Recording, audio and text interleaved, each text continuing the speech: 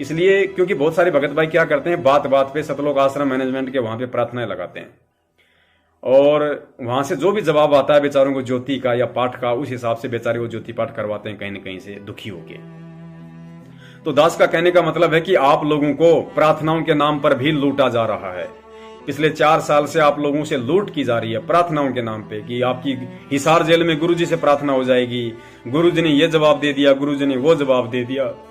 ऐसा कोई नहीं है, ऐसा कोई सिस्टम नहीं है और ना ही आप लोगों की हिसार जेल में गुरुजी के पास कोई प्रार्थना जाती है।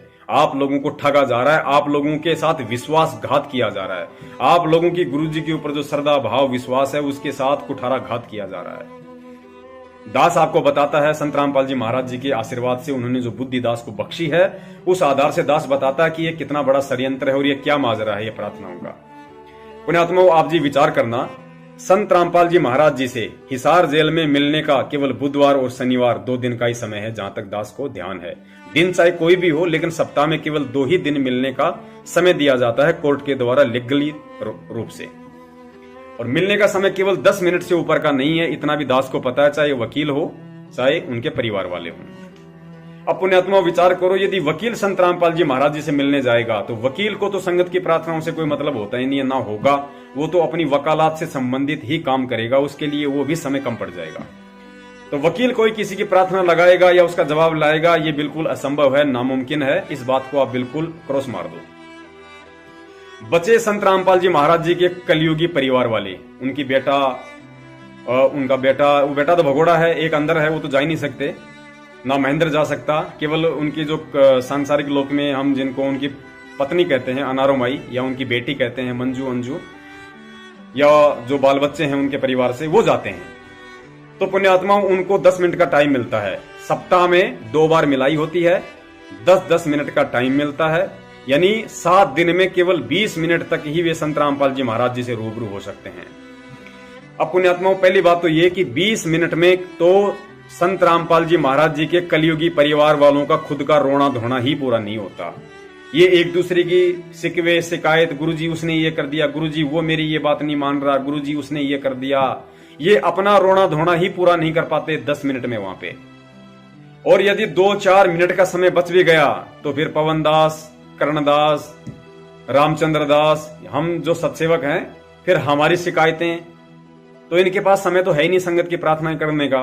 और यदि पुण्यात्मा विचार करना, यदि 1-2 मिनट का समय भी मिल गया इन लोगों को, तो पुण्यात्माओं 1 मिनट गुरुजी को बताने में और 1 मिनट उधर से गुरुजी को आदेश देने में संगत की प्रार्थनाओं का, ठीक है जी, मुश्किल से 1 मिनट, यानी 1 सप्ताह में केवल 1 प्रार्थना बड़ी मुश्किल से एक भगत की जेल में हो पाती है। और वो प्रार्थना भी ये लोग केवल उसी के करवाते हैं जो या तो इनका रिश्तेदार हो, या इनका भयंकर रूप से चापलूस हो, या कोई कोऑर्डिनेटर हो, या जिन लोगों से इनका कोई स्वार्थ सिद्ध होता हो। केवल उन्हीं लोगों की प्रार्थना लगाएंगे, आम संगत की नहीं, भेड़ बकरियों की प्रार्थना नहीं जाती जेल में।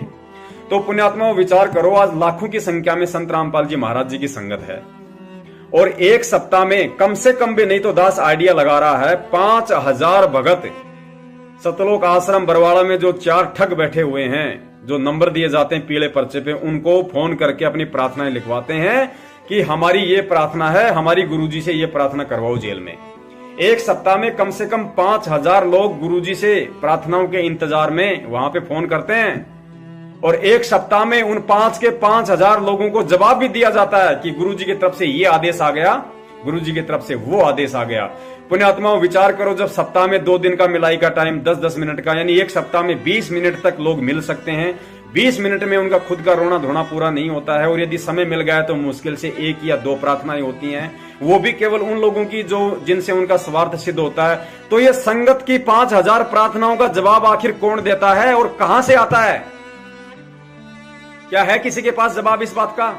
सबको जवाब दिए जाते हैं, मुंह देख के तिलक निकाला जाता है, मुंह देख के तिलक। जब प्रार्थनाएं की जाती हैं यदि कोई भगत प्रार्थना करता है कि गुरुजी कि भगत जी सत्साई, भगत जी मैं एमपी से बोल रहा हूँ, भगत जी मेरा ये नाम है, भगत जी मैं अभी फौज से नया नया रिटायरमेंट हुआ हूँ भगत जी, और भगत जी मैंने अभी गुरुजी से 6 महीने नाम दीक्षा लिए हुए हैं, और गुरुजी मैं फौज से आया हूँ और मेरे को वहां से अभी 8-10 लाख रुपए का टीए डीए पीए जो भी मिलता है वो मुझे मिला है, और मैं अभी गाँव में मकान बनाना चाहता हूँ, तो आप मेरी गुरुदेव से प्रार्थना लगाओ, तो मेरी प्रार्थना स्वीकार हो जाए गुरुदेव से और मैं अपना मकान बनाना चाहता हूँ। तो जब आप ऐसी प्रार्थना करोगे तो वहां जो लोग बैठा रखे हैं 12-12 हजार रुपए की तनख्वाह पे, उनको लगा कि भाई ये तो फौज से रिटायरमेंट होके आया है, 10-12 लाख रुपए लाया है, ये मकान बनाएगा, तो इसको तो पाठ का आदेश दे दो, ये तो तुरंत पाठ करवाएगा। तो उसको बोल देते हैं भगत जी गुरु जी का आदेश आ गया, परमात्मा का पाठ बोल दो। अब बोलेगा नहीं, वो करेगा, वो तुरंत पाठ करवा देगा नामदान केंद्र पे जाके 15,000 रुपए, ये लो जी।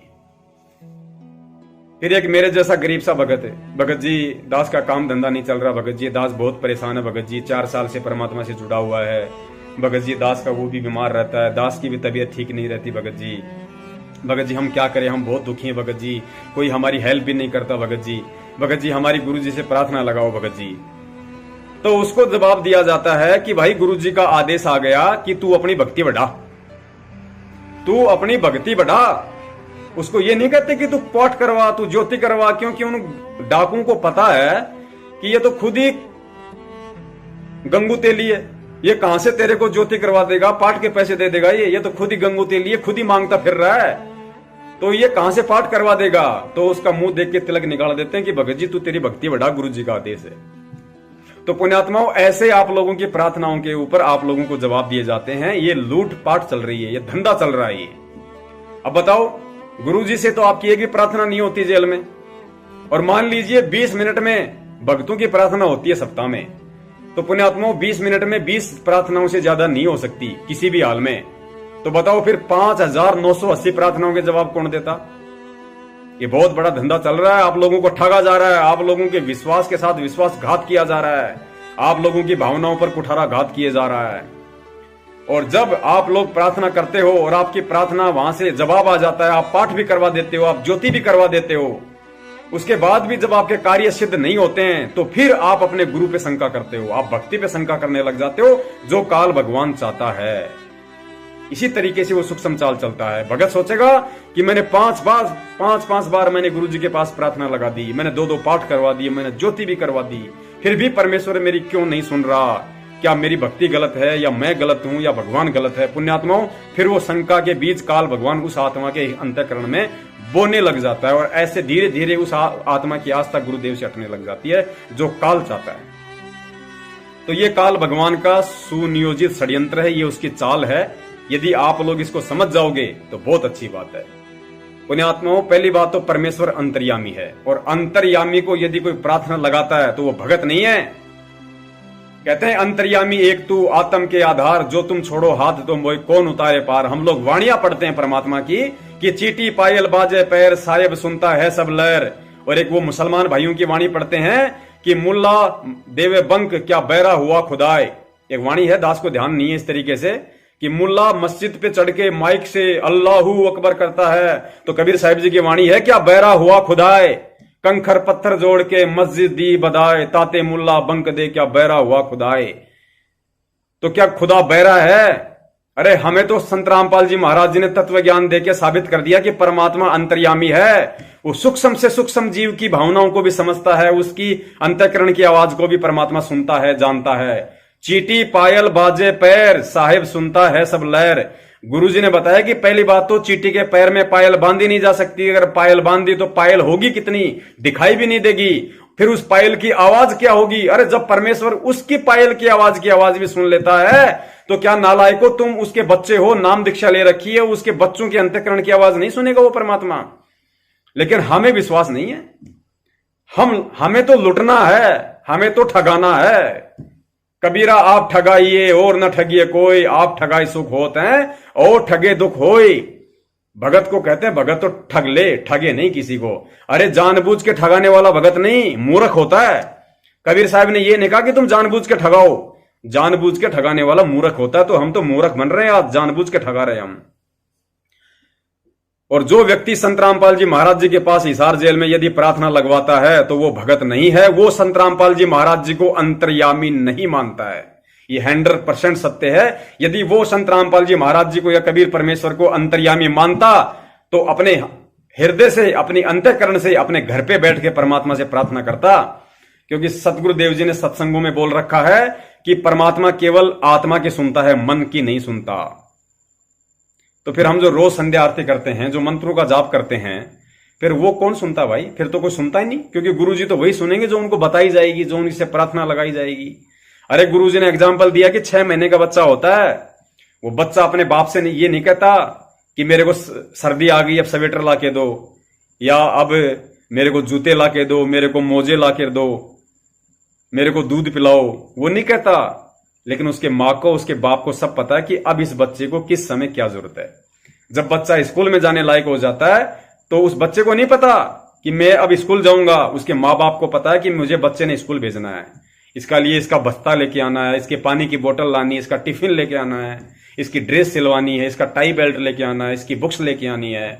उस बच्चे को नहीं पता होता, उस माँ बाप को पता होता, क्योंकि माँ बाप उस बच्चे के लिए अंतर्यामी है। तो पुण्यात्माओं, हम अपने गुरुदेव को अंतर्यामी नहीं मान रहे यदि हम उनसे प्रार्थनाएं लगवा रहे हैं तो जेल में। इसका मतलब हम उनको जो बताएंगे तभी उनको मालूम पड़ेगा, अन्यथा उनको हमारे दुख दर्द का कोई पता नहीं है, ना हमारा दुख दर्द उनको बताए बिना ठीक होने वाला है। तो ये उन भक्तों की शंकाओं का समाधान था जो बात बात पे और सतलोक आश्रम मैनेजमेंट के ठगों के पास फोन करके लुटते रहते हैं फालतू में। अगर आप भगत हैं, आपको परमेश्वर पे विश्वास है, आपको इस भक्ति पे विश्वास है, तो आज के बाद कभी प्रार्थना मत करना। अगर प्रार्थना करनी है तो अपने अंतःकरण से करो, अपनी आत्मा से करो। अरे पुण्यात्मा, विचार करो, जब द्रौपदी का चीरहरण हो रहा था और जब दुशासन उसका चीर खींचने के लिए तैयार हुआ तो पुण्यात्मा उसने कौन से वकील से प्रार्थना लगाई थी? द्रौपदी ने कौन से सतलोक आश्रम मैनेजमेंट हरियाणा के ठगों के नंबरों पे फोन करके कहा था कि परमात्मा को बताओ दुशासन मेरा चीर खींच रहा है, मेरी रक्षा करे? बताया था क्या द्रौपदी ने? लेकिन फिर भी परमेश्वर ने श्री कृष्ण जी के रूप में आके उसकी रक्षा की। जब प्रहलाद भगत को गर्म खंबे से लिपटाया जा रहा था, जब होलिका उसको गोद में लेके बैठ रही थी, जब उसको पहाड़ से नीचे गिराया जा रहा था, तो प्रहलाद भगत ने कब कहा था? कब वो नामदान केंद्रों पे गया था? कब उसने गुरुजी की बेटी के पास फोन किया था कि कबीर परमात्मा से मेरी अरदास लगाओ या विष्णु जी से मेरी अरदास लगाओ कि मेरे को यहां पे परेशान किया जा रहा है, मेरे को तकलीफ दी जा रही है? लेकिन अंतर्यामी परमात्मा ने उस आत्मा की भी रक्षा की। अरे और तो और, जिसको मानव शरीर भी नहीं था, टटहीरी पक्षी, महाभारत के युद्ध में परमात्मा ने उसके बच्चों की रक्षा की, उसके अंडों की रक्षा की। अब बताइए साहब, उसने कब हिसार जेल में प्रार्थना लगाई थी? कब उसने सतलोक में प्रार्थना लगाई थी? उसने अपने अंतःकरण से, अपनी अंतर आत्मा से, अपनी सच्ची आत्मा से उसने ईश्वर को याद किया था। उसको तो यह भी नहीं पता था कि भगवान कौन है। तो पुण्यात्माओं, जब परमेश्वर उन ज्ञानहीन आत्माओं की सुन सकता है, उन नाम रहित द्रौपदी और प्रहलाद की सुन सकता है, मीराबाई ने जहर पिया जिस समय उसने नाम नहीं ले रखा था, जब परमेश्वर उसकी सुन सकता है, उसके जहर को अमृत बना सकता है, टटीरी के अंडों की रक्षा कर सकता है, तो हमें कहां विश्वास है हम गधों को? फिर हम क्यों बार बार प्रार्थना लगा रहे हैं? अरे हम तो डायरेक्ट उस परमात्मा के संपर्क में आ गए, हमने तो डायरेक्ट उस भगवान से नाम दीक्षा ले ली। फिर हम उस परमात्मा को बताएंगे कि हमारे साथ ये हो रहा है, हमारे साथ ये परेशानी है, हमें ये प्रॉब्लम है। इसका मतलब अभी तक हमने प्रहलाद, द्रौपदी और टटीरी से ज्यादा भी भगवान को नहीं माना, ना जाना, ना पहचाना। हम संत रामपाल जी महाराज जी को द्रौपदी से ज्यादा नहीं मानते, द्रौपदी भी ज्यादा मानती थी परमात्मा को, हम नहीं मानते आज। प्रहलाद भगत को ज्यादा विश्वास था अपने भगवान पे जितना आप और हमें आज नहीं है। वो टटीरी पक्षी की आत्मा अच्छी थी, उसके श्रद्धा भाव अच्छे थे जितने आज आप और हमारे नहीं है। अगर होते तो आप परमेश्वर को परमेश्वर मान के भक्ति करते कि मेरा मालिक अंतर्यामी है, अपने बच्चे का दुख दर्द उससे छुपा हुआ नहीं है, वो चाहेगा जब ठीक करेगा, चाहेगा जब ठीक करेगा, ना करे तो ना करे। जिस दिन मैंने उनसे नाम दीक्षा ली थी, ये भक्ति मैंने ग्रहण की थी उनसे, उस दिन मैंने उनसे कोई एग्रीमेंट नहीं किया था कि यदि मेरे ऊपर कोई समस्या आ गई तो आप मेरी रक्षा करोगे। उसकी मौज, समर्थ की, उस धनी की मौज, वो करे तो करे, नहीं तो ना करे। जब आपको ज्ञान हो गया कि भक्ति सत्य है, ज्ञान सत्य है, मंत्र सत्य है, साधना सत्य है, गुरु सत्य है, भगवान सत्य है, तो किसी से कोई डिमांड नहीं। चाहे परमात्मा एक टाइम का खाना दे, चाहे एक टाइम भूखा रखे, हमें इतना विश्वास होना चाहिए जिस परमेश्वर ने हमें भजन दिया है, जिस परमेश्वर ने हमें भजन दिया है, तो भोजन भी हमें वो देगा। दुख तकलीफें हमारी वो दूर करेगा, उससे कुछ भी छुपा हुआ नहीं है। लेकिन यदि फिर भी हम उससे प्रार्थना लगाते हैं तो हम लोग ठगे जा रहे हैं। तो ये हमारी अपनी मूर्खता है, हम लोगों की अपनी नादानी है, हमारी छोटी सोच है, क्योंकि हमने अभी परमात्मा को परमात्मा नहीं समझा।